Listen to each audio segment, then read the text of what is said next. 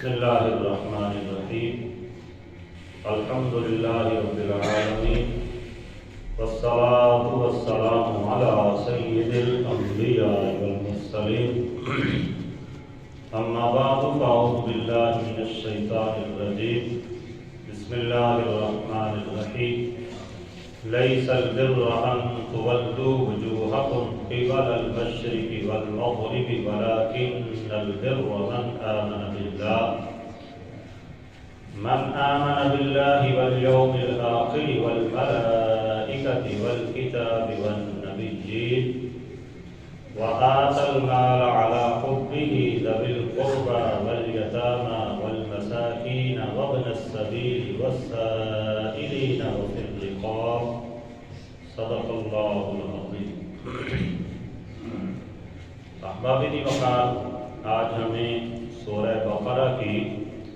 آیت نمبر 177 پڑھنے کی سعادت حاصل ہو رہی ہے. آیت چونکہ طویل ہے اور ہمارا وقت مختصر ہوتا ہے، اس لیے آدھی آیت ہم آج پڑھ رہے ہیں اور آدھی انشاءاللہ کل اس پہ گفتگو کریں گے. جو آیت کا پہلا حصہ میں نے تلاوت کرنے کی سعادت حاصل کی ہے، اس میں دو حصے. آیت کے پہلے حصے میں بھی دو طرح کی باتیں ہیں. ایک حصے میں اللہ جل شانہ پر اور ملائکہ پر، آسمانی کتابوں پر، یوم آخرت پر ایمان لانے کا حکم ہوا، اور آیت کے دوسرے حصے میں اللہ کے راستے میں اپنے عزیز و اقربا، یتیموں، مسکینوں اور دیگر ضرورت مندوں کے لیے اپنے مال کو خرچ کرنے کا حکم ارشاد فرمایا لیس البر ان تولوا وجوہکم قبل المشرق والمغرب. فرمایا اصل نیکی یہ نہیں ہے کہ تم اپنا رخ مشرق کی طرف کرو یا مغرب کی طرف کرو، یعنی صرف مشرق یا مغرب کی طرف رخ کر لینا، اس میں کوئی کمال نیکی نہیں. اگرچہ جب بندہ اللہ کی عبادت کی خاطر، اللہ کی رضا کی خاطر ایمان ہونے کی حالت میں بیت اللہ شریف کا دیدار کرتا ہے، اس کی طرف رخ کرتا ہے، اسے اجر و ثواب ملتا ہے، کیونکہ بیت اللہ شریف کے دیدار پہ بھی بندے کو اجر و ثواب ملتا ہے. لیکن شرط یہ ہے کہ بندہ ایمان والا ہوگا تو پھر ہی ثواب ملے گا نا. تو اس بات کو یہاں پہ بیان کیا جا رہا ہے کہ اصل نیکی یہ نہیں ہے کہ تم مشرق کی طرف رخ کرو یا مغرب کی طرف رخ کرو، بلکہ فرمایا وَلَٰكِنَّ الْبِرَّ مَنْ آمَنَ بِاللَّهِ وَالْيَوْمِ الْآخِرِ وَالْمَلَائِكَةِ وَالْكِتَابِ وَالنَّبِيِّينَ. بلکہ فرمایا اصل نیکی یہ ہے کہ بندہ ایمان لائے اللہ تعالیٰ پر، قیامت کے دن پر، اور اللہ تعالیٰ کے تمام ملائکہ پر، تمام آسمانی کتابوں پر اور تمام انبیاء کرام پر. اصل نیکی یہاں سے شروع ہوگی کہ جب بندہ اپنا ایمان کامل کرے گا تو ایمان گویا کہ نیکیوں کے لیے ایک رجسٹریشن ہے. بندہ کسی بھی ادارے میں، کسی بھی شعبے میں جاتا ہے تو پہلے اپنی رجسٹریشن کروائے گا تو اس شعبے کے دیگر معاملات اس کے حق میں ہوں گے. جب اس نے رجسٹریشن ہی نہیں کروائی تو پھر اسے کیا ملے گا؟ مثال کے طور پہ کسی بندے نے کوئی امتحان دینا ہے تو جس چیز کا اس نے امتحان دینا ہے، جس ادارے سے اس نے امتحان دینا ہے، پہلے وہ اس ادارے میں جا کے رجسٹریشن کروائے گا، پھر وہ عمل کرے گا، پرچے حل کرے گا، وہاں پہ جمع کروائے گا تو اس کا رزلٹ اسے ملے گا. اگر کسی نے رجسٹریشن ہی نہیں کروائی تو پھر کروڑوں پرچے جا کے دے، کچھ بھی فائدہ حاصل نہیں ہو. تو یہ نیکیوں کے معاملات کے لیے بھی پہلے ایمان کی حالت میں گویا کہ بندے نے اللہ کی بارگاہ میں اپنی رجسٹریشن کروانی کہ بندہ اللہ تعالیٰ کی ذات پہ ایمان لائے، اللہ تعالیٰ کے تمام ملائکہ پہ ایمان لائے، قیامت کے دن پہ ایمان لائے، اور جتنی بھی آسمانی کتب ہیں اور انبیاء کرام ہیں تمام پر ایمان لائے گا. جب وہ کامل ایمان والا ہو جائے گا پھر وہ جس قدر نیکیاں کرتا چلا جائے گا اس کی نیکیوں کا ذخیرہ رب تعالیٰ کے دربار میں جمع ہوتا چلا جائے گا۔ اس لیے فرمایا کہ صرف مشرق کی طرف منہ کر لینا یا مغرب کی طرف منہ کر لینا اس میں کمال نیکی نہیں ہے۔ نیکی تب شروع ہوگی کہ جب بندہ ایمان والا بن جائے۔ تو احباب وقار ایمان لانے میں سر فہرست یہاں پہ اللہ تعالیٰ کی ذات گرامی پہ ایمان لانا، اس کے علاوہ پھر دیگر چیزوں کو بیان کیا۔ اللہ تعالیٰ پر ایمان لانے سے مراد یہ ہے کہ بندہ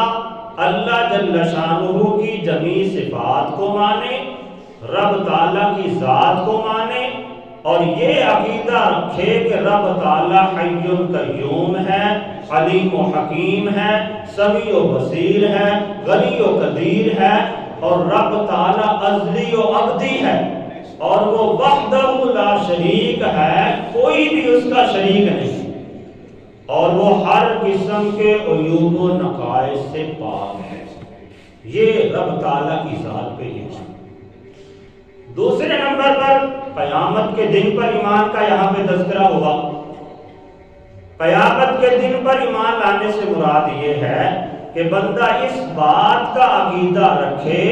کہ ایک دن ایسا آئے گا جب بندے نے اللہ کی بارگاہ میں حاضر ہو کر اپنے اعمال کا حساب دینا۔ دنیا کے اندر اس نے جو بھی زندگی گزاری، جو بھی اعمال کیے، اچھے کیے یا برے کیے، ان کی سزا اور جزا کے لیے ایک دن منتخب ہے۔ اس دن پر ایمان لانا کہ وہ برحق ہے، اور ہمیں اپنے خالق حقیقی کی بارگاہ میں حاضر ہو کر اپنی زندگی کے تمام اعمال کا حساب دینا ہے، اور ان اعمال کے مطابق پھر رب تعالیٰ کی طرف سے عطا کردہ سزا یا جزا کو قبول کرنا۔ آگے تیسرے نمبر پر ایمان کا حصہ بیان فرمایا کہ بندہ اللہ کے فرشتوں پر ایمان رکھے، اس بات کا عقیدہ رکھے کہ فرشتے رب تعالیٰ کی ایک ایسی نورانی مخلوق ہیں کہ جس میں مذکر و مؤنث کا کوئی تعلق نہیں ہے، اور وہ ایسی مقدس ہستیاں ہیں کہ جو ہر وقت رب تعالیٰ کی اطاعت کے اندر مصروف ہیں۔ ان کی تعداد کا کنفرم کسی کو علم نہیں، اللہ اور اس کا رسول بہتر جانتا ہے۔ ان میں سے 4 اولو العزم رسولوں، 4 اولو العزم ملائکہ کا تذکرہ ہوا۔ ان میں سے حضرت سیدنا جبرائیل علیہ السلام، حضرت سیدنا میکائیل علیہ السلام، حضرت سیدنا اسرافیل علیہ السلام، اور حضرت سیدنا اسرائیل علیہ السلام۔ یہ 4 ملائکہ میں سے سب سے بلند درجے کے عہدے پر فائز ہیں۔ اس کے علاوہ جتنے بھی ملائکہ ہیں ان پر ایمان رکھنا یہ بھی ہمارے ایمان کا ایک لازمی جزء ہے۔ پھر اس کے بعد چوتھے نمبر پر بیان کیا کہ کتب الہیہ پر ایمان رکھنا، اللہ کی طرف سے جتنے بھی صحیفے کتابیں نازل ہوئیں ان تمام کو دل و جان سے حق سمجھنا یہ بھی ایمان کا ایک بنیادی تقاضا ہے۔ اللہ تعالیٰ کی طرف سے عطا کردہ کتابوں میں سے سرفہرست اور بہت مشہور 4 کتب ہیں۔ ان میں سے ایک تورات ہے، حضرت سیدنا موسیٰ نبینا علیہ السلام پہ نازل ہوئی۔ ایک انجیل ہے، حضرت سیدنا عیسیٰ علیہ السلام پہ نازل ہوئی۔ ایک زبور ہے، حضرت سیدنا داؤد علیہ السلام پہ نازل ہوئی۔ اور چوتھے نمبر پر قرآن کریم ہے جو ہم سب کے پیغمبر محبوب خدا حضرت سیدنا محمد رسول اللہ صلی اللہ علیہ وسلم پر نازل ہوئی۔ تو ان تمام کتابوں پہ ایمان لانا، اس کے علاوہ کچھ صحیفے جو دیگر پیغمبروں پر حضرت سیدنا شیس علیہ السلام، حضرت سیدنا ادریس علیہ السلام، حضرت آدم علیہ السلام، حضرت سیدنا ابراہیم علیہ السلام اور دیگر جتنے بھی صحائف دیگر پیغمبروں پر نازل ہوئے ان تمام پر ایمان رکھنا، یقین رکھنا یہ بھی ہمارے ایمان کا ایک بنیادی تقاضا ہے۔ اس کے بعد 5ویں نمبر پر انبیاء کرام پہ ایمان کہ اللہ تعالیٰ کی جتنے بھی انبیاء ہیں، پیغمبر ہیں، وہ سارے کے سارے برحق ہیں، اور ان تمام پر ایمان لانا یہ ہمارے ایمان کا بنیادی حصہ ہے۔ اگر کوئی بندہ ان انبیاء کرام میں سے کسی ایک نبی کے بارے میں ذرا سا شک بھی اپنے دل کے اندر لائے گا تو وہ ایمان والا نہیں، ایمان کے درجے سے وہ فارغ ہو جائے گا۔ تو کم و بیش 1,24,000 انبیاء کرام رب تعالیٰ نے دنیا کے اندر مبعوث فرمائے، ان تمام پر ایمان لانا یہ ہمارے ایمان کا بنیادی حصہ ہے کہ ہم ان تمام انبیاء کرام کو برحق مانیں کہ وہ رب تعالیٰ کی طرف سے منتخب کردہ پیغمبر ہیں، اور ہم ان تمام کو حق پر مانیں۔ یہ آیت کا ایک حصہ ہے کہ اللہ تعالیٰ نے فرمایا کہ اصل نیکی یہ نہیں کہ تم مشرق کی طرف رخ کرو یا مغرب کی طرف رخ کرو، بلکہ اصل نیکی کا، کامل نیکی کا آغاز یہاں سے شروع ہوگا کہ بندہ اللہ پر بھی ایمان لائے، قیامت کے دن پر بھی ایمان لائے، تمام ملائکہ پر بھی ایمان لائے، اور تمام آسمانی کتب پر ایمان لائے، اور اللہ تعالیٰ کے تمام پیغمبروں پر ایمان لائے۔ پھر آگے دوسرے حصے میں ارشاد فرمایا وَآتَى الْمَالَ عَلَى حُبِّهِ ذَوِي الْقُرْبَى وَالْيَتَامَى وَالْمَسَاكِينَ وَابْنَ السَّبِيلِ وَالسَّائِلِينَ وَفِي الرِّقَابِ، اور فرمایا کہ بندہ اپنے مال کو اللہ کی محبت میں آ کر عطا کرے۔ کن کن لوگوں کو دے؟ ذوی القربہ، رشتہ داروں کو دے، والیتامہ، یتیموں کو عطا کرے، والمساکین، مساکین کو، مسکینوں کو عطا کرے،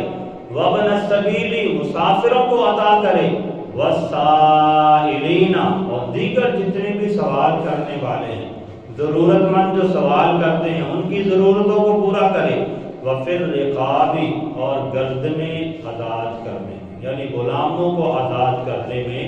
اپنے مال کو قربان کرے۔ تو پہلا جو حصہ ہے اس میں گویا کہ ایمان کا تذکرہ ہوا، اور دوسرے حصے میں اعمال میں سے ایک عمل اللہ کی راہ میں اپنے مال کو خرچ کرنا، اس کا تذکرہ ہوا۔ پھر یہ جو جتنے حصے بیان کیے، رشتہ داروں کا تذکرہ ہوا، یتیموں کا تذکرہ ہوا، مساکین کا تذکرہ ہوا، مسافروں کا ہوا، سائلین کا ہوا، اور غلاموں کو آزاد کرنے کا ہوا۔ یہ 6 قسمیں بیان کی جہاں بندہ اپنے مال کو خرچ کرتا ہے۔